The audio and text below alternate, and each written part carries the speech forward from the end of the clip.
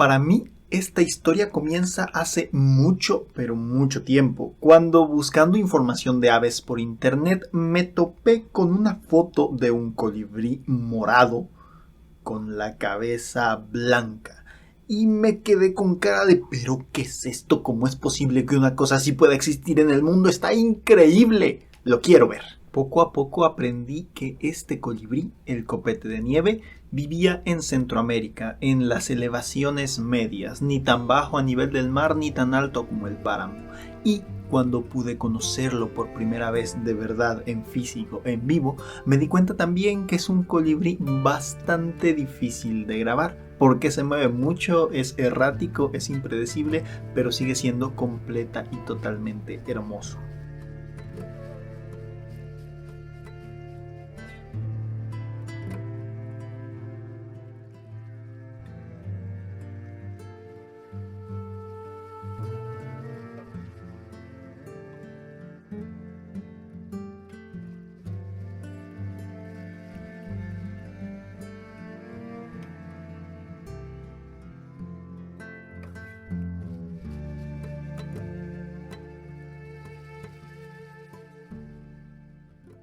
Hola a todos, aquí estamos en el Rancho Naturalista y detrás de mí, en estas flores de verbena, están llegando colibríes que yo siempre he querido ver, como por ejemplo Lophornis helene, la coqueta, Discosura conversi, el colicerda verde y el más especial de todos, el copete de nieve, el Microchera albocoronata, y en particular ese último es el inicio de una historia muy interesante, porque ¿ustedes habían visto cuál es la distribución de ese pequeño colibrí que parece un lichi a medio pelar? Y una vez que pasó la emoción inicial y el baile por haber encontrado a este bicho que yo tenía tantas ganas de ver, me di cuenta que hay una cosa que suele pasar desapercibida sobre esta especie y es el sitio donde vive. ¿Se han fijado ustedes alguna vez en la distribución geográfica que tiene Microchera albocoronata?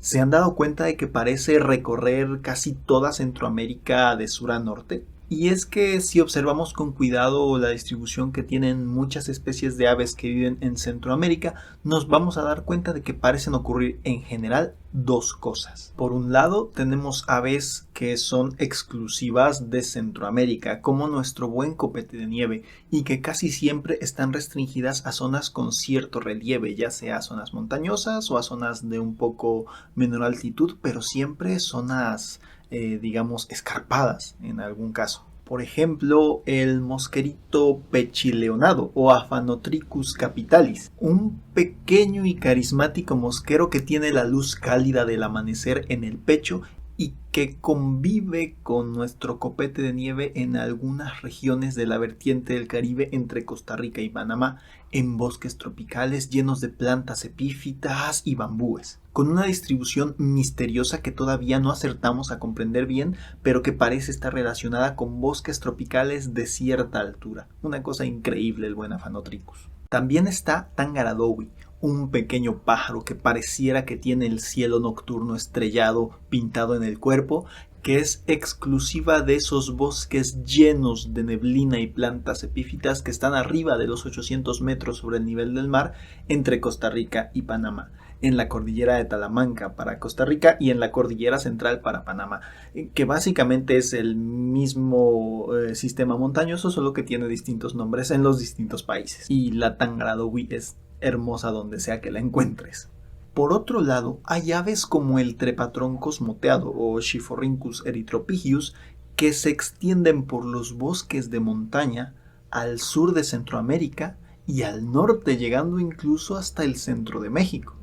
También el batará barrado o Thamnophilus doliatus, un emblema total de las zonas tropicales desde México hasta Brasil y un poco más al sur, se extiende a lo largo de toda esta región.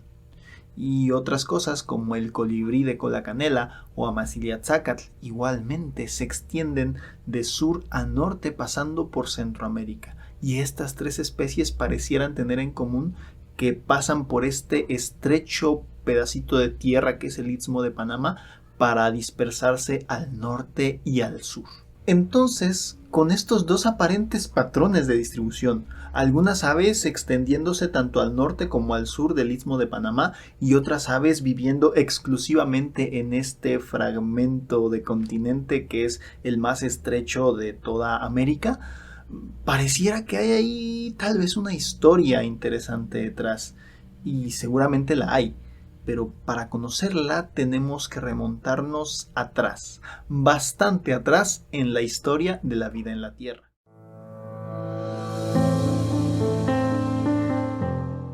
Bienvenidos a su canal. Ah, caray, aquí no es Paleos. Pero ya en serio, estoy aquí para contarles cuándo se formó la conexión entre América del Norte y Sudamérica. El primero en notar, o por lo menos documentar, que la fauna de estos dos subcontinentes no era similar y que debió de existir un intercambio biótico, fue el paleontólogo estadounidense Henry Fairfield Osborn, en 1910. Osborn también estableció que este intercambio debió de tomar lugar durante el Plioceno, pues en su época y por muchísimo tiempo, los fósiles que evidenciaban el gran intercambio biótico americano eran exclusivos de esta época. Sin embargo, conforme avanzó el tiempo, se descubrieron más y más fósiles de fauna procedente de Sudamérica en el Mioceno de América del Norte.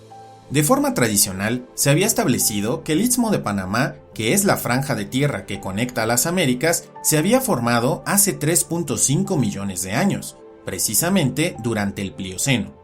Sin embargo, poco se hacía en términos de estudios geológicos para demostrarlo. Eso hasta que en 2015 un equipo de trabajo estudió la procedencia de los clastos dentro de las rocas sedimentarias que conformaban el norte de Sudamérica, en la actual Colombia. ¿Cuál fue la sorpresa al ver que estas rocas sedimentarias contenían materiales que procedían desde lo que hoy es el Istmo de Panamá? Esto indicaba una conexión dada por ríos desde Centroamérica hacia el norte de Sudamérica, lo que indicaba que precisamente este ya se había comenzado a cerrar y que el aporte de sedimentos era de origen continental y no marino. Y esto no ocurrió hace 3,5 millones de años, no. Estos datos indicaban un cierre hacia los 15 a 13 millones de años, durante el Mioceno medio. Y esto está soportado, además, por análisis moleculares en especies modernas de mamíferos, aves, reptiles, anfibios, artrópodos y plantas, que nos cuentan cómo sus ancestros salieron de Sudamérica entre los 20 y los 6 millones de años. Eso sí, como pueden ver y queda atestiguado por las aves, algunos grupos tardaron un poquito más en pasar que otros.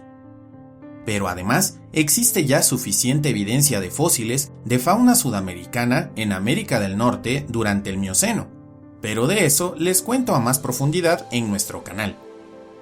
Así pues, olvidémonos de la fecha de 3.5 millones de años para el inicio del gran intercambio biótico americano, y comencemos a pensar que en realidad este fenómeno inició hacia los 20.23 millones de años, con flora y fauna que no se esperaron a que el Istmo de Panamá estuviera completo, y que este último se comenzó a cerrar hacia los 15 a 13 millones de años. Todo esto para dar paso a uno de los eventos bióticos más importantes en América.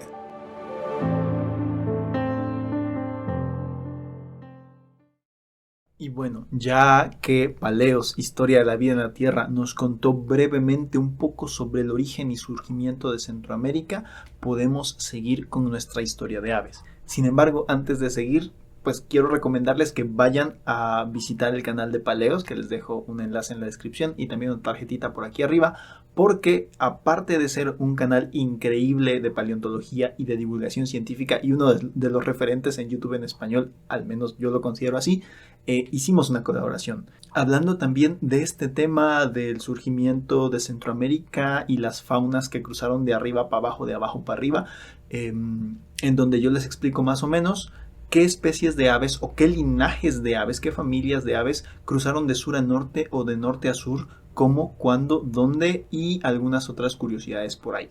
Así que No se pierdan de ambos videos, vayan a conocer esa otra parte de la historia y nosotros seguimos aquí contando la historia de estas tierras donde vive el preciosísimo copete de nieve. Y bueno, una vez que el gran Paleos ya nos ha contado que las tierras que ahora forman parte de Centroamérica, en particular lo que llamamos el Istmo de Panamá, tuvieron un largo proceso geológico que culminó con el cierre de este puente de tierra entre las masas de Norteamérica y Sudamérica. Tenemos que saber ahora que gracias a este nuevo puente de tierra que fue el Istmo de Panamá, muchas especies animales cruzaron de sur a norte y de norte a sur del continente en un evento grandísimo que se llamó el Gran Intercambio Americano. Y la verdad es que cuando yo conocí sobre este evento en mis clases de biogeografía durante la carrera, yo me quedé sorprendido y maravillado, porque claro, el Gran Intercambio Americano es uno de los procesos a gran escala que explica las distribuciones de aves que tenemos actualmente en el continente americano. Y les voy a contar un poco más de eso a continuación, así que agárrense. Ya tenemos evidencia de que los ancestros de los actuales momotos, la familia Momotidae, ya existía en Norteamérica, existían al norte del continente. Y a partir de allí se fueron desplazando lentamente hacia el sur, hasta tener una distribución amplísima por todas las regiones tropicales de Sudamérica, en donde se han diversificado en varias especies del género Momotus y el género Baryptenus. Mientras que por otro lado, el linaje más antiguo de momotos que sigue vivo hasta la fecha, que es el género Ilomanes, el del pequeñito momoto enano, se distribuye ampliamente por el sur de México, se extiende por Centroamérica y apenas cruza un poquito hacia Colombia, hacia el área continental de Sudamérica. Y aquí te voy a dejar unos segundos de video nada más para que aprecies la belleza que es el momoto enano Ilomanes momotula.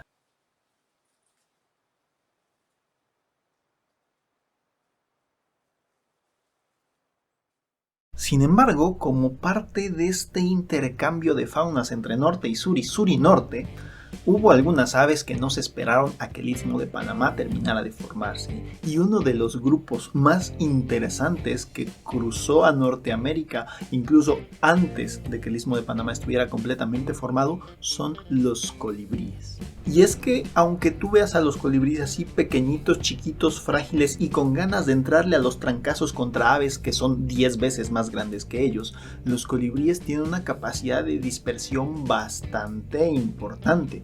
Por ejemplo, incluso en la actualidad tenemos una especie de colibrí, el colibrí de garganta rubí, que cruza migrando año con año el espacio de agua, un área completamente hostil para un ave terrestre del Golfo de México.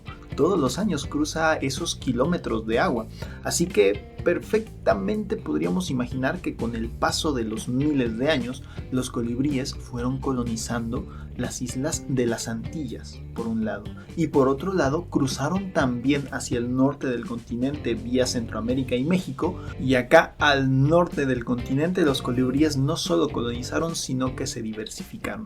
Por lo que sabemos, el último gran linaje de colibríes que se diversificó ocurrió en Norteamérica, que es el linaje de los que podríamos llamar colibríes abeja, en donde encontramos aves como por ejemplo el género Celasphorus, esos pequeñitos migrantes que son los colibríes que más al norte han colonizado, llegando hasta Alaska.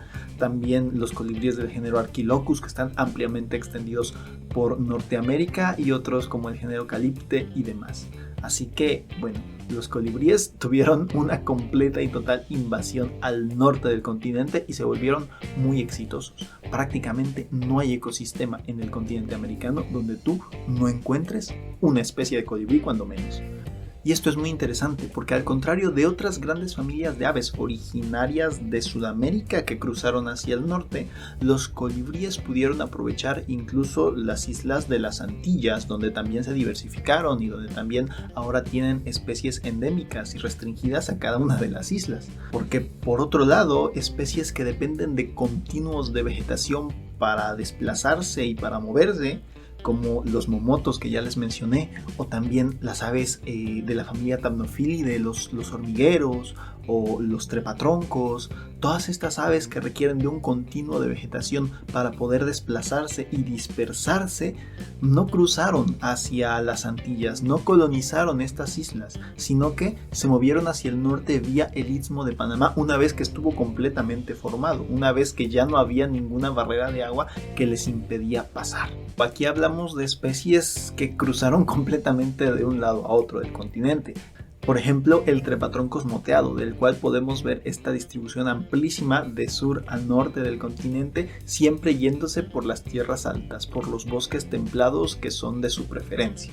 Pero hubo linajes de aves que no llegaron a cruzar a Sudamérica o que no llegaron a cruzar completamente a Norteamérica y que encontraron en esas tierras altas de Centroamérica, en esas tierras altas relativamente recién formadas, su punto más al norte o más al sur. Detrás de mí, en esta vegetación tan particular del Parque Nacional Los Quetzales en Costa Rica, con este bambú, con estos árboles llenos de plantas epífitas, hay un testigo del movimiento de seres vivos de norte a sur y de sur a norte en el gran intercambio biótico americano.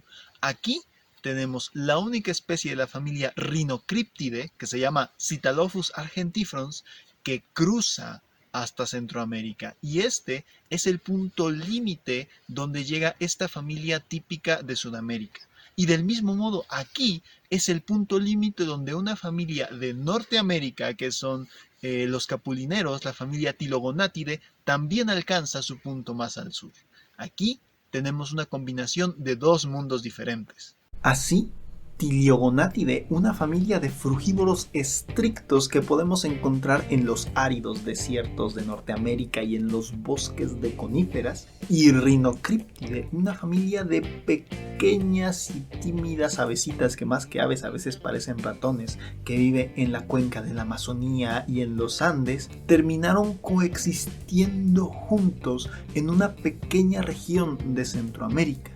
¿No les parece esto increíble? ¿No les parece increíble que dos familias con historias evolutivas completamente diferentes terminen coincidiendo en un mismo punto y en un mismo tiempo? Y que nosotros podamos conocerlas allí, juntas, coexistiendo, compartiendo.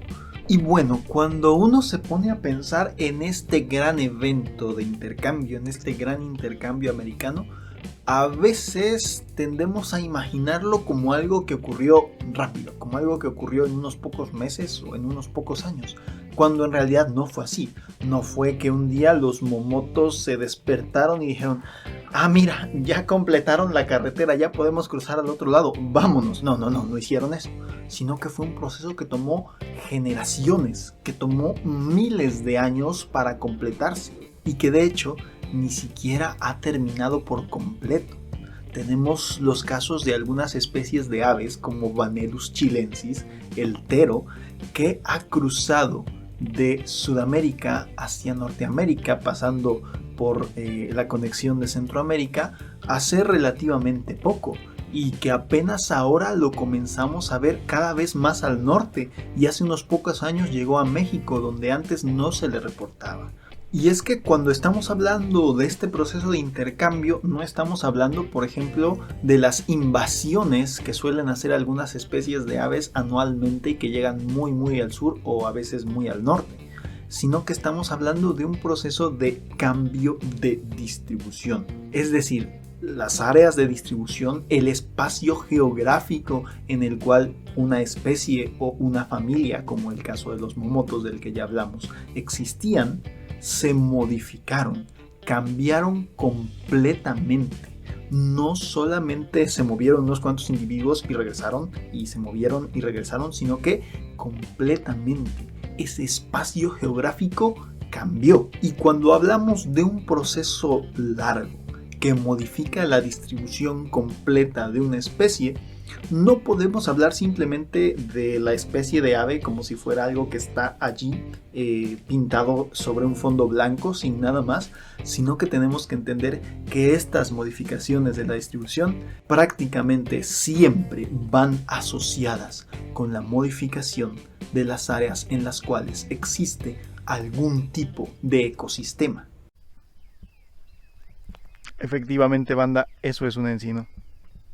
Y bueno, para esta parte de la historia salimos del estudio y hemos llegado a la localidad de Chavarrillo, porque detrás de mí, aquí atrás, estos árboles que tengo son encinos. Son árboles del género Quercus, que aquí son llamados encinos, pero más al sur son llamados también robles, por ejemplo.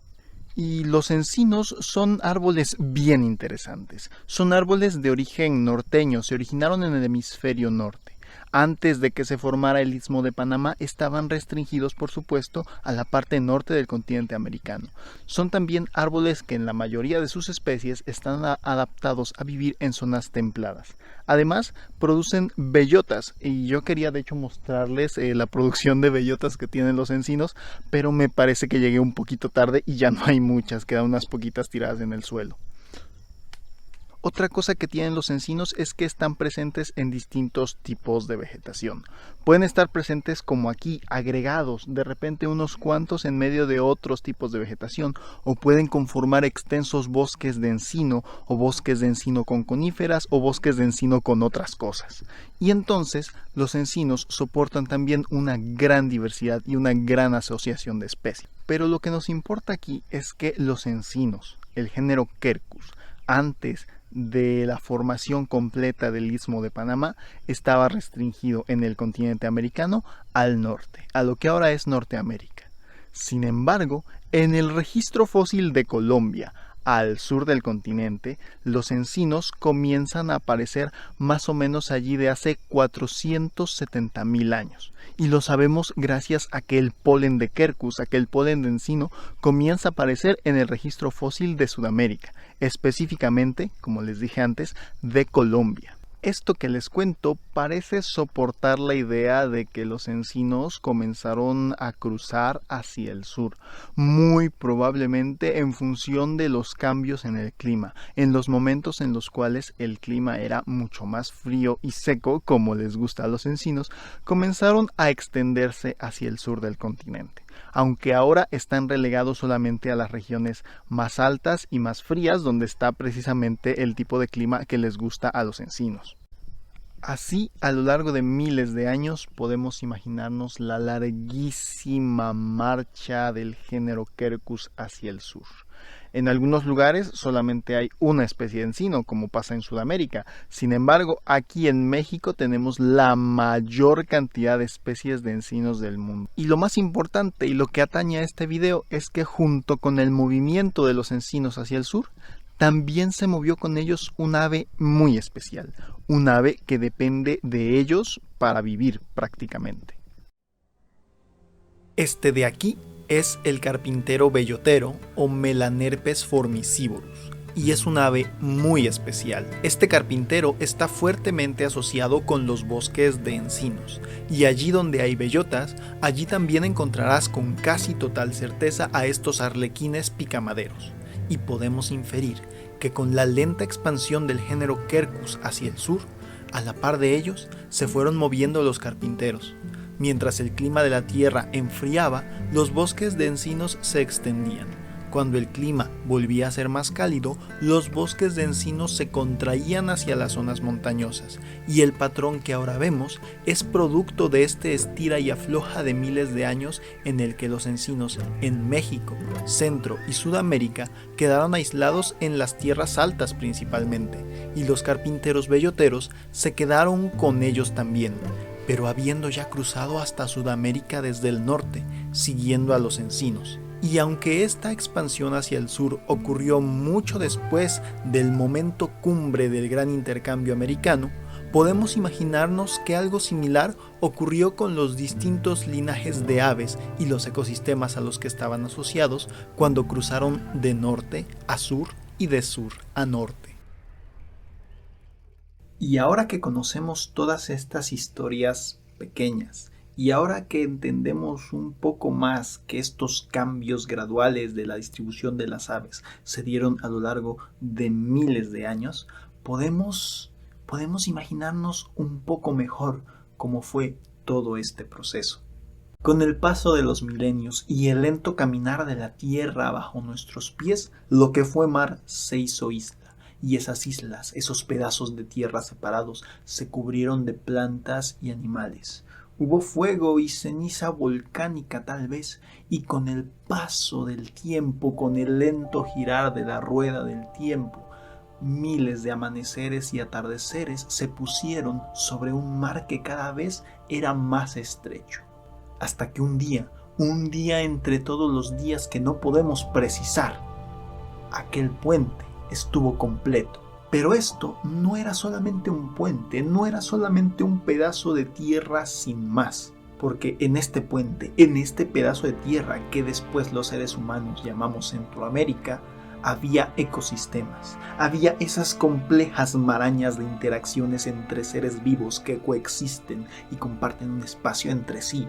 Y estos ecosistemas, a lo largo de muchos e incontables años, de periodos glaciales e interglaciales, sufrieron el estira y afloja entre las fuerzas de frío y de calor, que los contraían y los expandían como si fueran un gran acordeón. Algunos se contraían en las alturas, otros se extendían por las tierras bajas y se volvían a contraer y se volvían a extender, y con la extensión y contracción de estos ecosistemas de sur a norte y de norte a sur, también las especies de aves que de ellos dependían se movieron, cambiaron sus distribuciones.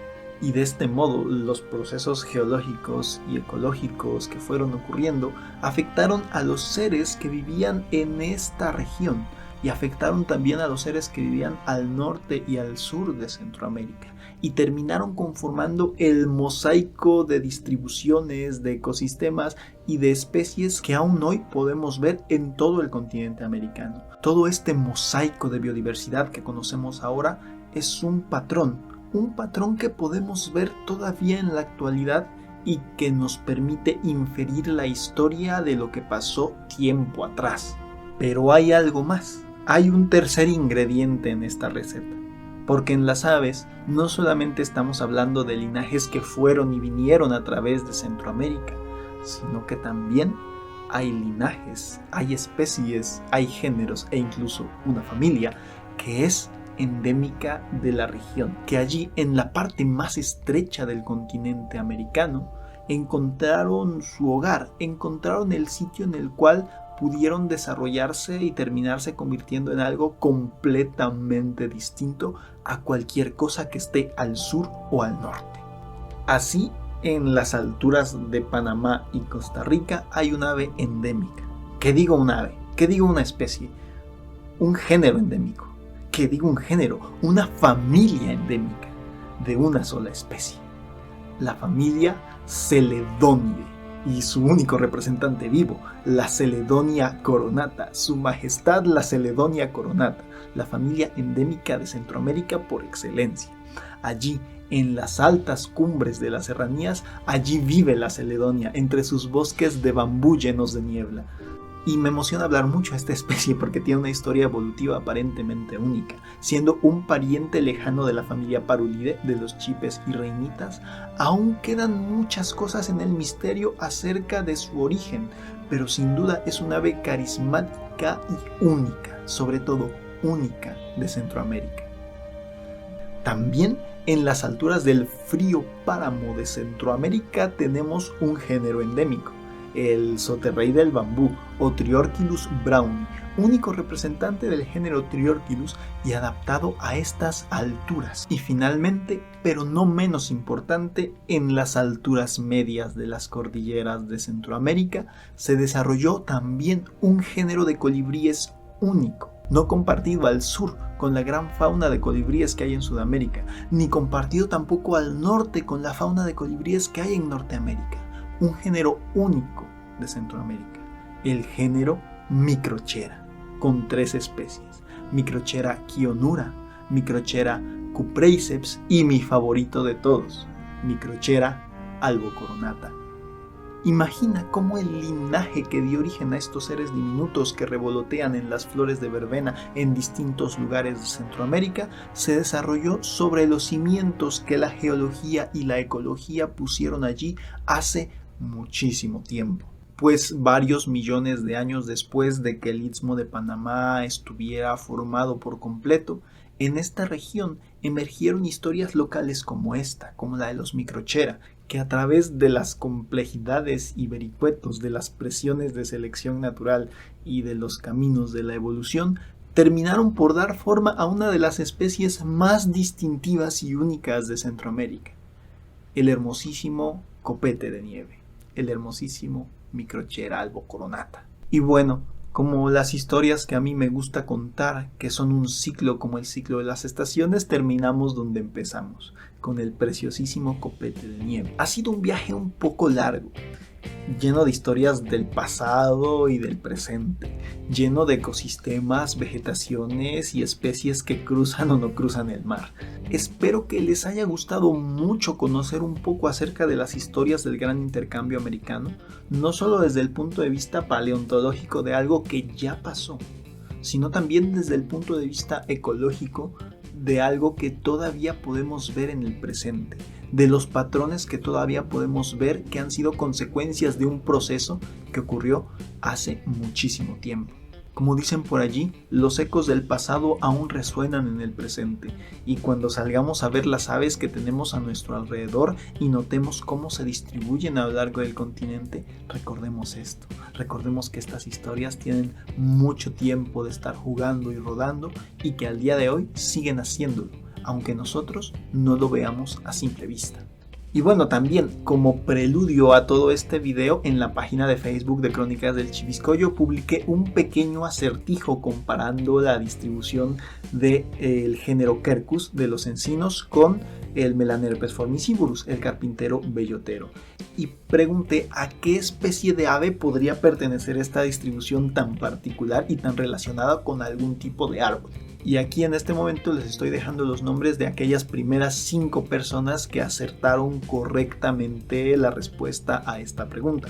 Que por supuesto la respuesta es el carpintero bellotero, Melanerpes formicivorus. Y para todos los demás, esperen en la antesala de los siguientes videos largos como estos que me gusta hacer, algunas otras preguntas y acertijos para que ustedes las respondan y aparezcan por aquí también.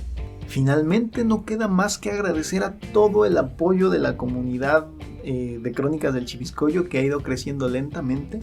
Agradecer por supuesto a quienes hicieron posible que yo fuera a grabar aves a Costa Rica y a encontrarme con el Microchera albocoronata y con la Celedonia coronata, ambos tienen corona, que son de las aves que más quería ver desde que las conocí en los libros. Muchas gracias a todos, muchas gracias también a los Patreons que hacen posible el seguir desarrollando videos en este canal con sus aportaciones. Muchas gracias a los miembros del canal, muchas gracias a todos. Probablemente este sea el último video largo del año, a lo mejor queda uno más, pero pues nada, nos estamos despidiendo y nos vemos para seguir contando más historias de aves. ¡Adiós! Oye, ¿y si este proceso de intercambio ocurrió y modificó las distribuciones de especies de aves residentes, porque prácticamente hablamos solamente de aves residentes, qué fue lo que pasó con las especies de aves migratorias?